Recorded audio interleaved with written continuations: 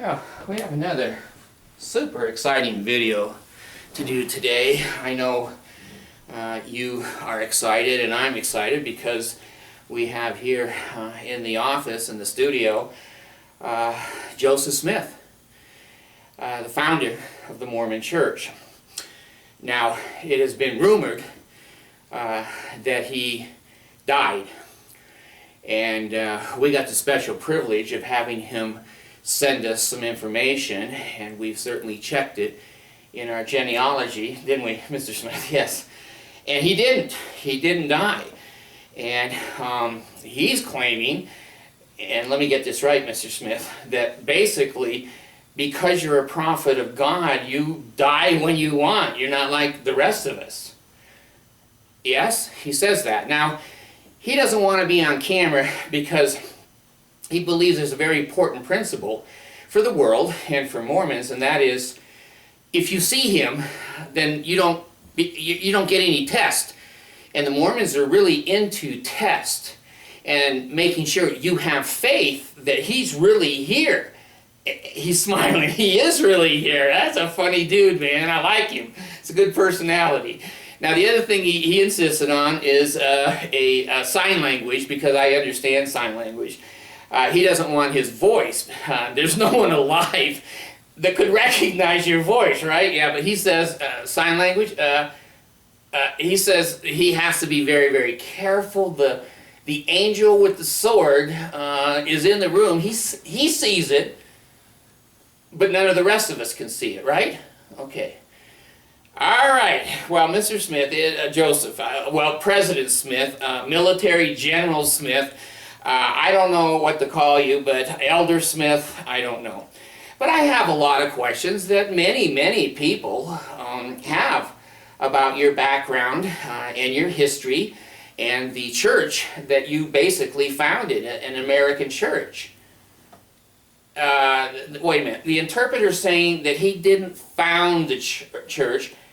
He's claiming that he restored the gospel because many of the principles were lost, and the Lord gave him the Book of Mormon, the gold Book of Mormon, and he was to translate it and bring back the principles of the real church. Oh boy, he's kind of verbal, but that's okay. Now, Mr. Smith, through your interpreter, let me just ask you some questions here, and you can tell the world, not just the Mormons, but the entire world, who you are and what you represent. Now, let me ask you, when you were a boy, and this is when you claimed you saw the angel Moroni. Oh, wait, I'm sorry, sir. Moroni. Okay, Moroni. Okay, and he was an angel. Okay. And you saw him, and he told you there were some gold plates hidden in Hill Cumorah. Well, he says I have it a little mixed up. He said he had the first vision first of Moroni. Moroni? No, I'm confused, and he's trying to straighten me out here. You had a vision when you were 12 years old? Okay. And was it at night, or can you give us some example of what happened in that vision? Interpreter, he's pretty excited. He's saying he saw God the Father and his Son Jesus Christ. They looked the same. They still had the same white beards, and they were in light, brighter than the sun, but you could look at them.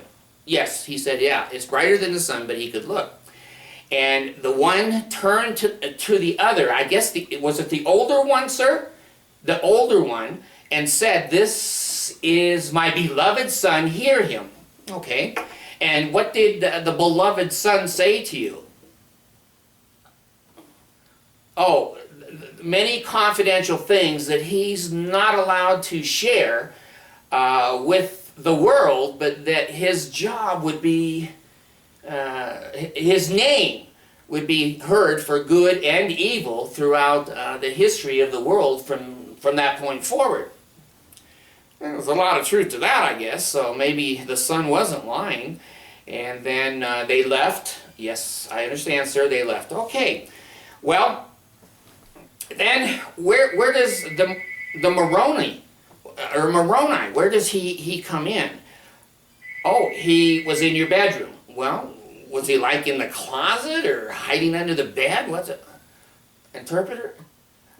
Oh, he came through the ceiling, and he was all white in a robe. Okay, okay. And he said to me there were some gold plates in the hill Cumorah. Okay. So did you go to this hill Cumorah and pick up the plates? He said eventually he did, but he had to wait 4 years to be able to do it. So he'd be like 4 years, 16 or something like that when you got the plates, sir? Yes, okay. And these plates that this angel gave you, what was the purpose of this angel giving you gold plates? Okay, yes. Interpreter? I have to, get back to the audience here. The purpose of me getting the gold plates was to interpret in a language called Reformed Egyptian. I've never heard of that. Oh, he's saying, neither has anyone else. Okay. And they were in Reformed Egyptian, and they were a history of the Lamanites. Now, I'm not sure who a Lamanite is. Maybe Mr. Smith, Prophet Smith, could you explain to us what a Lamanite was or is? The American Indians, okay, Native Americans, and basically that Jesus appeared to the Mexicans and the Latinos down in South America, and he preached the same gospel, and then he disappeared. Okay, so did you translate these gold plates? You did. Okay, and my understanding, and correct me if I'm wrong now, that is now called the Book of Mormon. That you translated these plates, which were gold, and that's now called the Book of Mormon. Yes, okay. And when you were in one of your cities, there was a traveling salesman that was coming through selling mummies. That's what I've read. Now, you tell me, maybe it was snake oil, I don't know. Oh, he says, that's true. And is it true you bought one of the mummies? Yes, he did. He bought one of the mummies. And at $1,200, that was a lot of money back then, wasn't it? It was. He bought a mummy. And in the mummy, there was a manuscript, and you're good at translating, I guess, that basically was written by Father Abraham. You mean the same Abraham that was in the Bible? Yes. Okay, and so you got that papyrus or document, and did you translate it? Yes, yes, he said he did translate it. Does that have a name? The Book of Abraham. Well, that makes sense. If it was Abraham's writing and his story, it would be the Book of Abraham. That's reasonable, audience. And isn't it true now that we found the Rosetta Stone with 3 languages on it? Reformed Egyptian wasn't there. He's saying that is speculation, and that the Lord's ways are not our ways, and it doesn't matter. I'm a prophet, and what I say is true. And my people obey me, obey me, obey me. I'm getting that point, Brother Smith. Okay, now that we have the Rosetta Stone, isn't it true that the museum out there in New York, the Metropolitan Museum, had that document and translated it itself and then gave it back to the Mormon Church? Is that true? He said, yes, that is true. And isn't it a consensus now among scientists that they can read that document because of the Rosetta Stone? He says he thinks so, he's not sure. That's a lot of speculation, and he is not a language expert, he's only a translator. Well, Mr. Smith, it appears that there's a consensus among scientists that what you said was the book of Abraham, written by the fingers of Abraham, turned out to be a funeral text.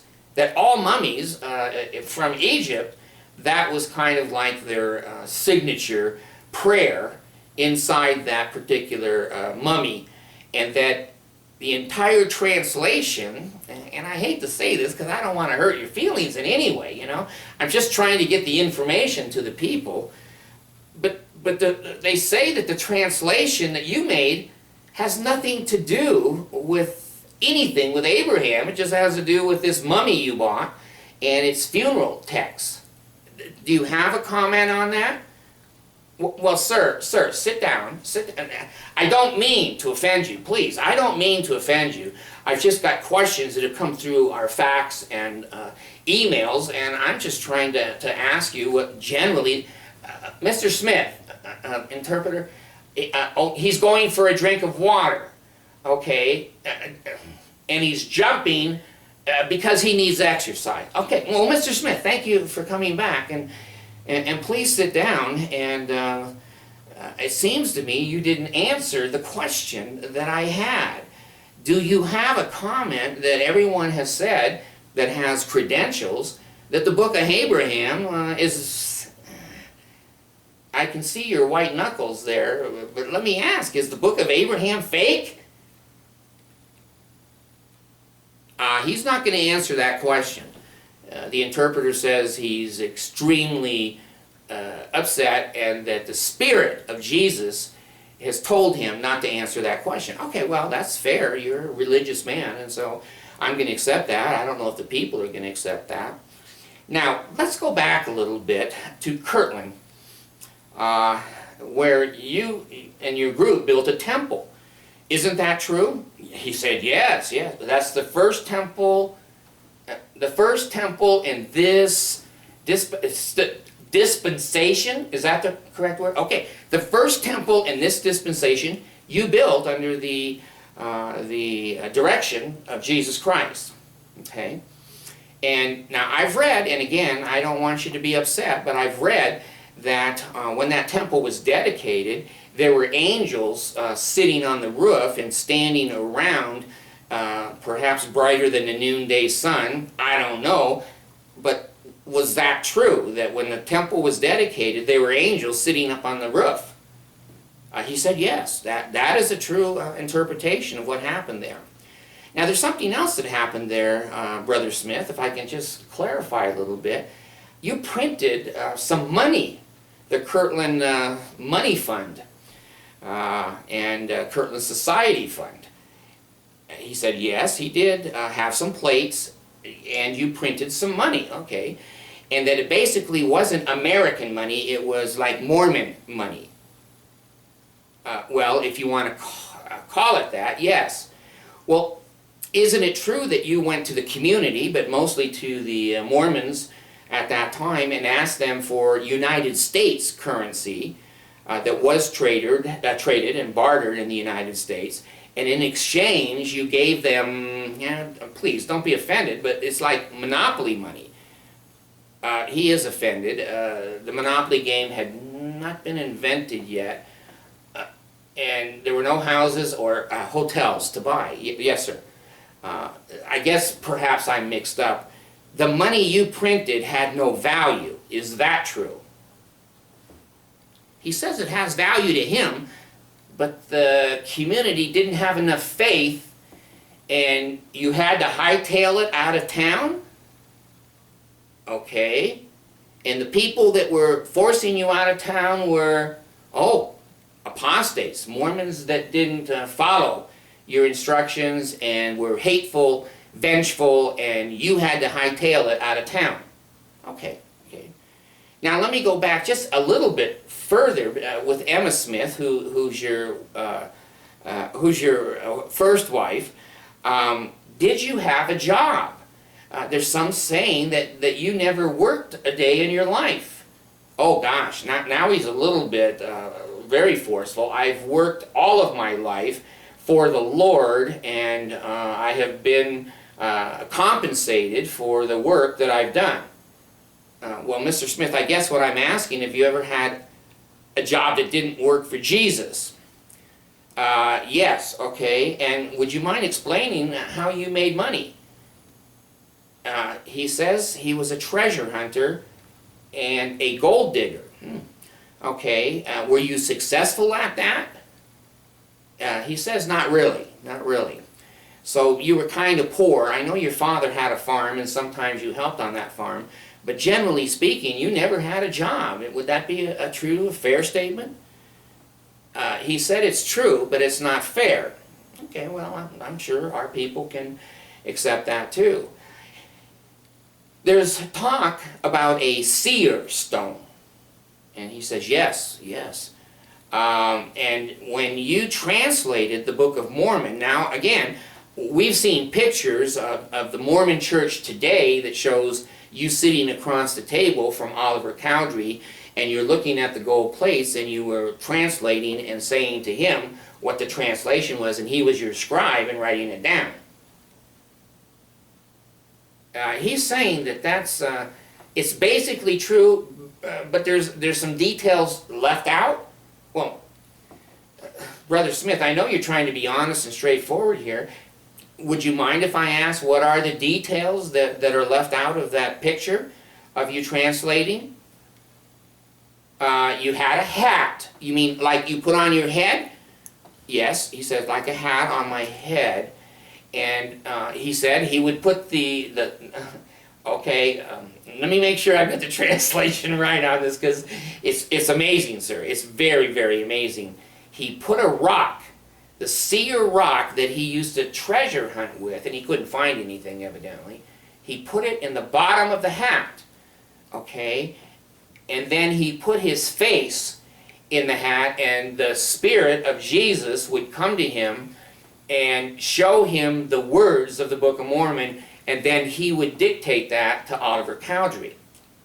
Well, Mr. Smith, that's a very different picture than the Mormon Church portrays today.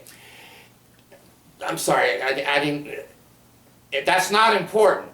What's important is the people believe that I'm a prophet, I've seen Jesus and Elohim, and the portrayal is not exactly accurate, but the spirit of the portrayal is definitely accurate. Okay, and we're listening and hearing your side of what went on.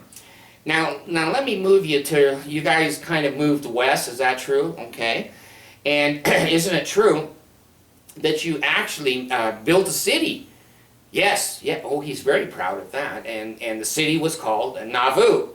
And yes, it was one of the largest cities at the time of the United States. Oh, that's something to be proud of, I guess.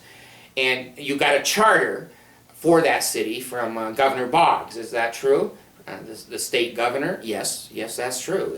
It was totally a legal town. Okay. Now, in Nauvoo, well, you were the mayor. Yes, I'm very proud of that the people wanted me to be the mayor. Okay, well, that's great. Your people certainly obey you and follow you, and your city council, your city councils were the most prominent Mormons, and they obeyed you. They were apostles and prophets and people who were members of the church. Okay, so you have a little bit of, I think the world would call it maybe some nepotism, that you were the mayor and your church people were not the high council, they were the city council. Yes, he said that's true. Now, isn't it true there's a man called William Law who was in the first presidency and could have inherited the prophet position in the event of your death? He says, yes, that's an accurate statement. Now, is it also accurate that William Law left the first president? Oh, wait, well, he was excommunicated? Okay, now see, I guess you see a big difference in a person resigning or just leaving your discipleship or getting excommunicated. Yes, excommunicated people are evil. They could be destroyed. We have a secret, or a sacred, I'm sorry, a sacred society called, I've never heard this word, Danites, and they were my guard and my secret soldiers that basically, you want me to say this out to the public? Yes. They assassinated people that I ordered and that were against me and the Mormon Church. Okay? Okay, I think you've been very honest there. Now in Nauvoo, this William Law, he was an attorney, wasn't he? Yes, yes. Okay, he's not. He's not too happy about attorneys, and he's frowning. And Mr.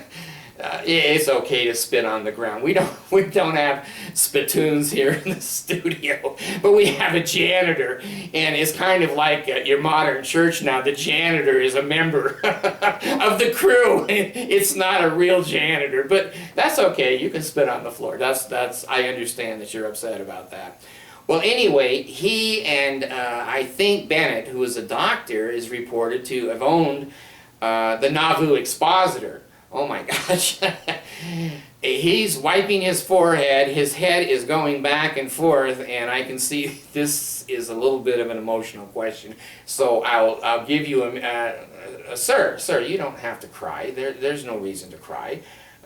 Could we get him a drink of water? And, we want to be compassionate here. Okay, now those two men started a newspaper in your town, Nauvoo. Isn't that true?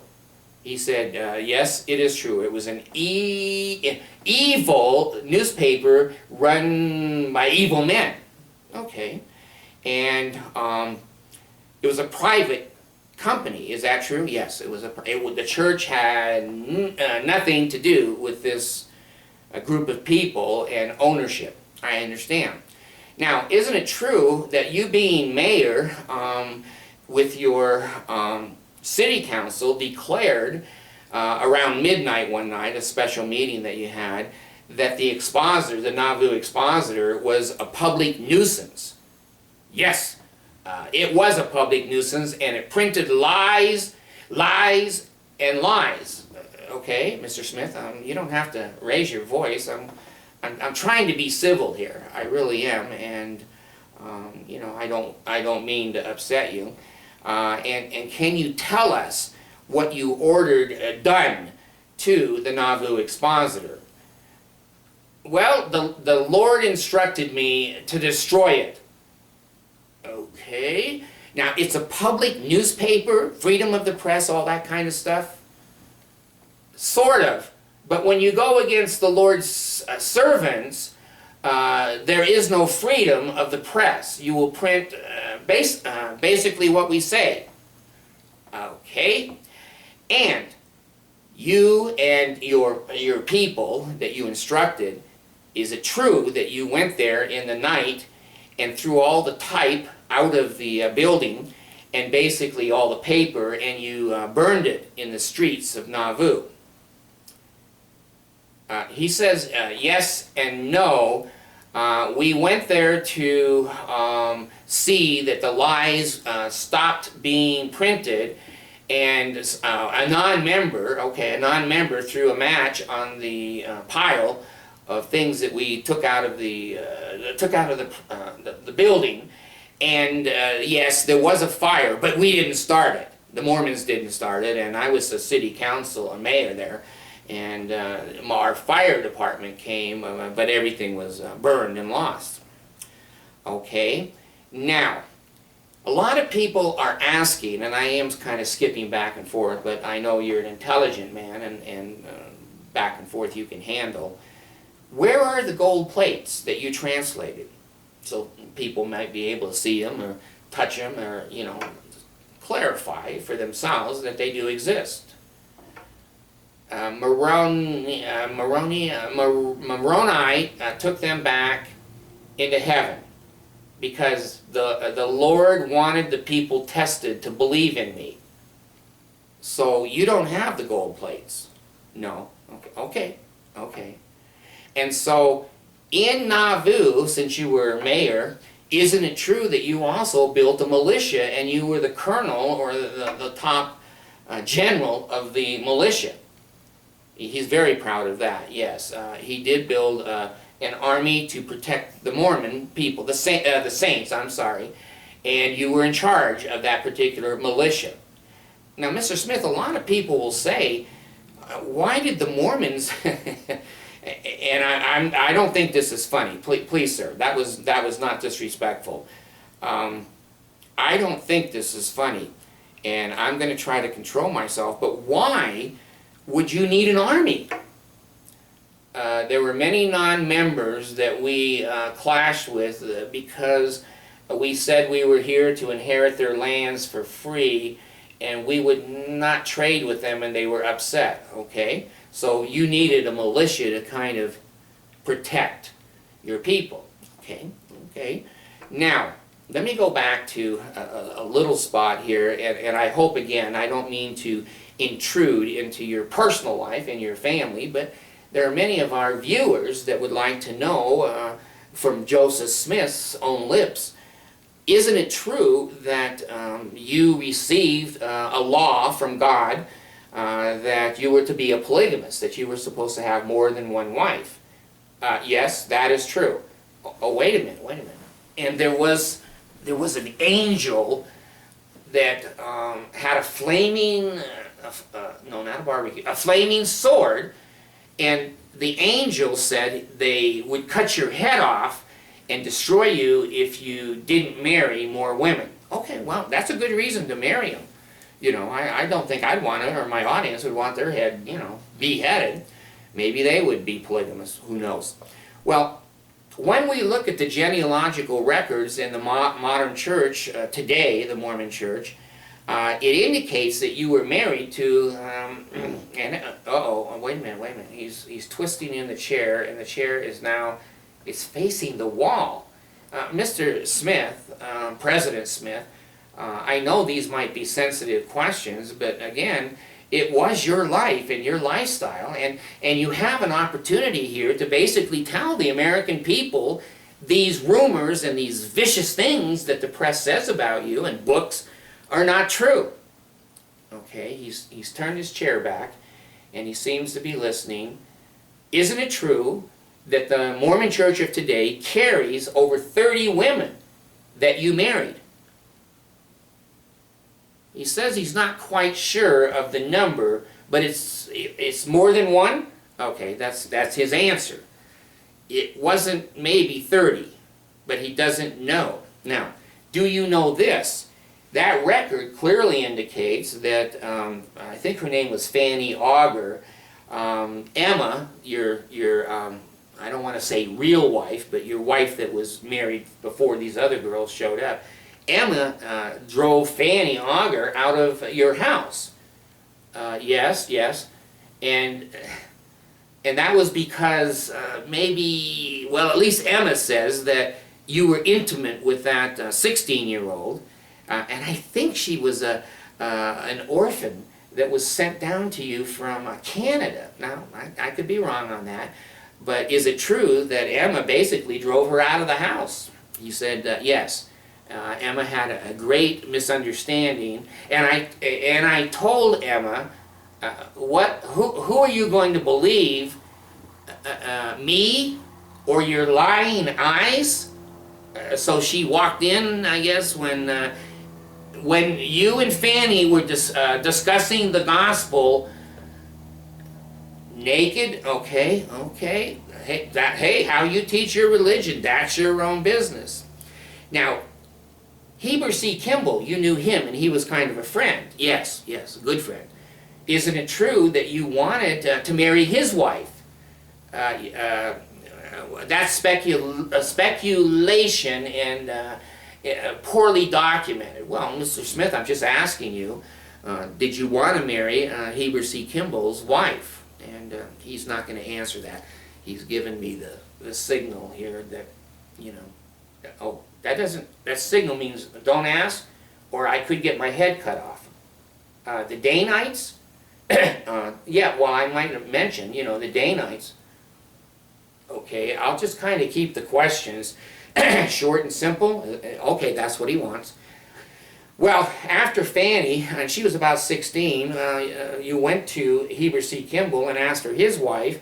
He didn't want to give his wife up, so he gave to you Helen Mar Kimball, which was his 14-year-old daughter. Now that, yes, he was a valiant man, and he knew the Lord had commanded me to have sex and be married to his 14-year-old daughter. Okay, and there was another young girl that shows up, not as well as Helen Moore, but Nancy Winchester. She was 14.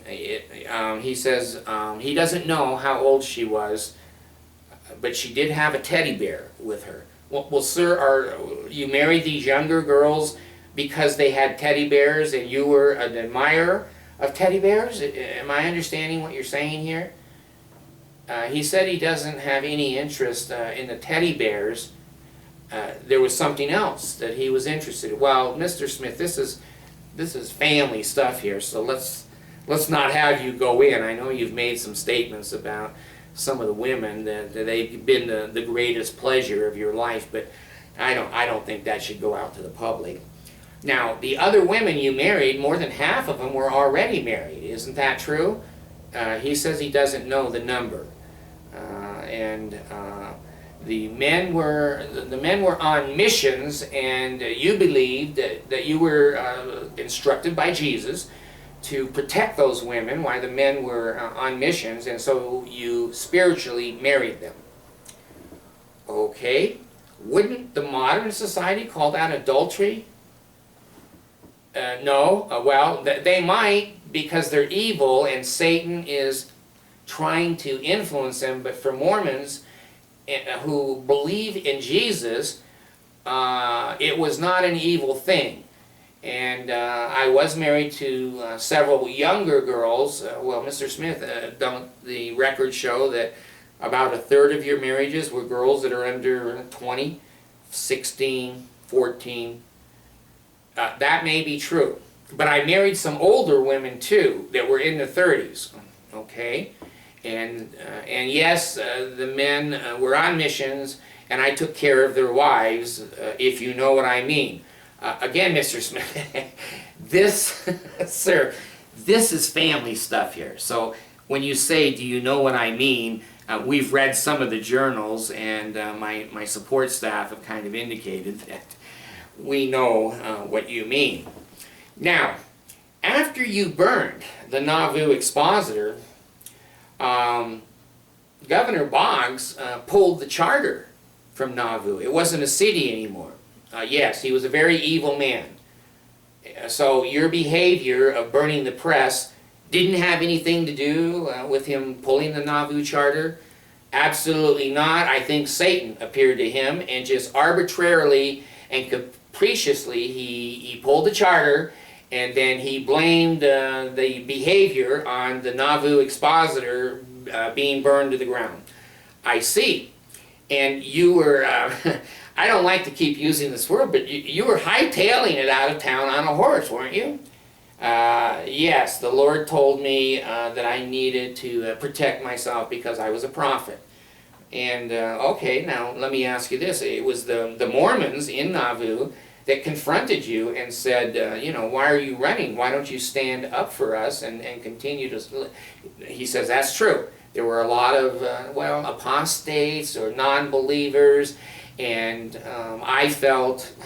I'm sorry, I'm just having a little bit of time here. Would you repeat? I felt that I needed to be in a place of safety. And so I was talked into going to Carthage jail to have this adjudicated, the burning of the press. Okay, well, I think that's an honorable thing. So you and your brother and Wilford Woodruff and I think one or two others went to the jail there at Carthage.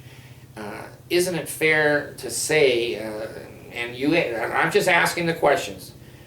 Okay, well, there's no reason to be hostile, okay? These are questions that are well documented. in church history, the comprehensive history of the church, and the Journal of Discourses. I assume. Oh, yeah, he said that that's okay. Okay, well, when you went to Carthage, was that the only time you had been in jail? He says, no. The wicked and evil satanic people put me in jail many times, especially Liberty Jail, where they made me eat human flesh. Okay, well, why don't we, keep this, again, at a family level. So you were in jail there. Were there any other jailings? Yes, there were.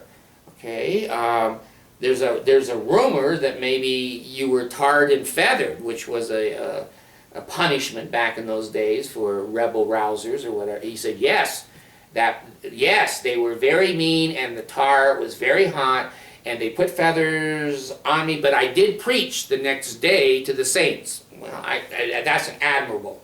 I just think most of us that were tarred and feathered would probably spend at least a day trying to recover. Well, I didn't, because I'm the prophet. Okay?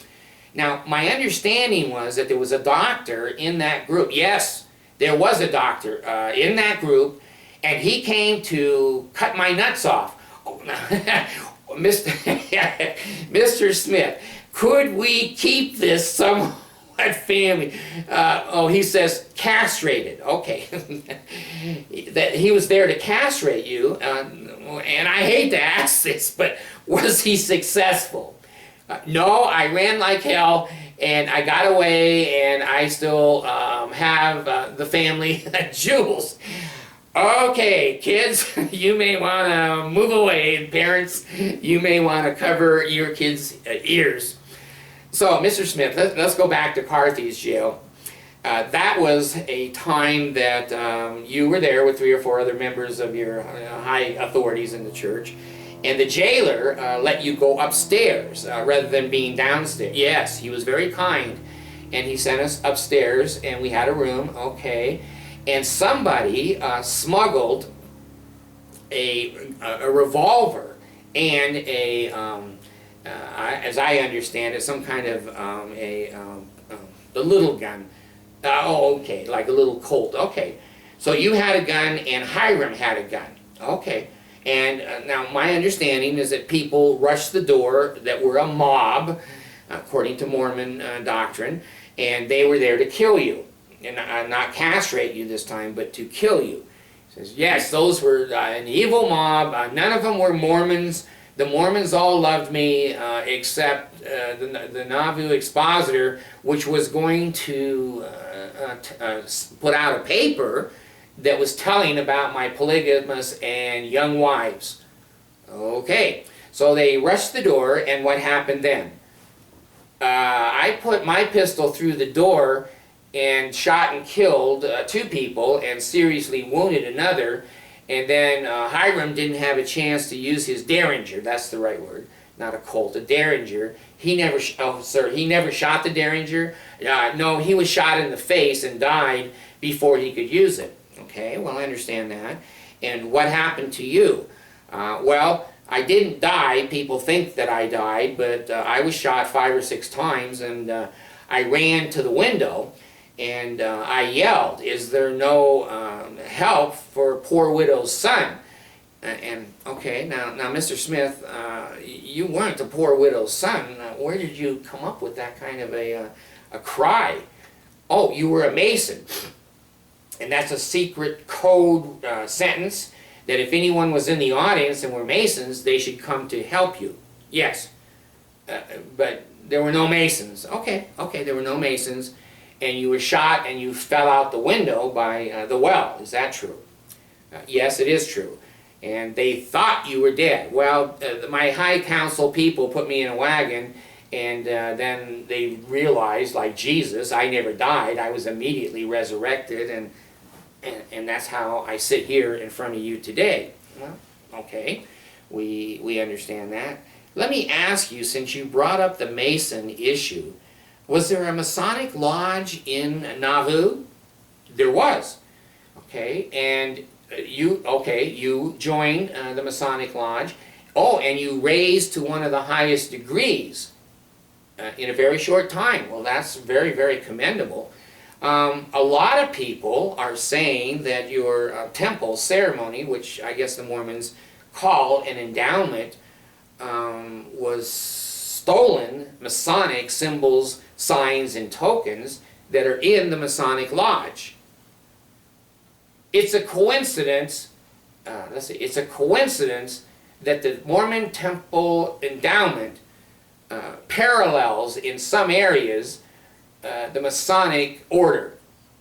Well, isn't it true, Mr. Smith, that 2 weeks after you reached that high level there in the Masonic Lodge in Nauvoo, you gave the first endowment lessons in the upstairs of the mansion house, which did have a bar and did have, kind of a motel, but you took members of the church up there and performed the endowment ceremony for them. Is that true? He says, yes, it is. And isn't it true about 80–85% of that endowment that you said God gave you, he must have given it to the Masons too? He's not prepared to make that judgment. He is not an expert in history. Okay, I understand. And so now the Mormon Church basically believes you are the founding prophet and that you died, but you didn't die. It's obvious. You're sitting right here with your interpreter. Is there anything that you want to say about the Mormon Church so that the public can hear what you have to say? And let me follow the interpreter here. I have a very short and concise statement. The Mormon Church is the only true church on the face of the earth. I saw the Father and the Son. They gave me instructions. Moroni gave me gold plates. I translated them into the Book of Mormon. And the papyrus in the Book of Abraham may not be as accurate as the Book of Mormon, but I did my best on it, and the world can judge that. I'm a man, and I enjoy the company of women, and you have to realize that back in the time that I was marrying these young girls, that most of the girls during that time, 18, 30, 40, were getting married at 14. Now, may I just interrupt him and ask him? He said yes.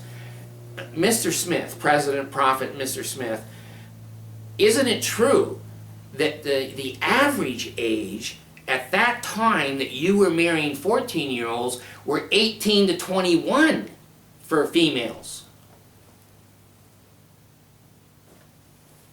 Sir, did you hear my question? That it's documented with census and other reports that the girls average 18 to 21 for marriage, and you were marrying 14 and 16-year-old girls. Okay, he said that they looked more mature. They looked like they were 18 to 21. Okay, proceed. So in summary, the church is the only true church on the face of the earth, and God and Jesus Christ said, they said to you, let me see, I'm having a hard time here. They said to you that all the other churches on the earth draw near to you, God, but their hearts and their behaviors and actions are far from me. Okay. Was there anything else that maybe was said in that? Oh, yes. Okay. He said that all of these other churches were an abomination. Now that's a pretty strong abomination. That's pretty strong. An abomination. Okay, an abomination. So, in conclusion, you know the church is true, and you have a testimony that Joesph Smith was a prophet. That's you, sir. Yes, okay. And that you saw God and Moroni, you got gold plates, but the plates are gone. And it was okay because an angel was chasing you with a sword to cut your head off, to marry 14-year-olds, but they looked like they were 20. and that the church should continue to pay tithing because the authorities don't want to work either. I never had a job. My job was bringing the gospel to the earth, and the authorities in the Mormon church now is to maintain the corporation and bring in the money. I did get confirmation that Jesus said, build me a mall, and the saints are faithful enough to do that with their tithing. And I just want the people to know that I have a testimony that I'm a prophet from God.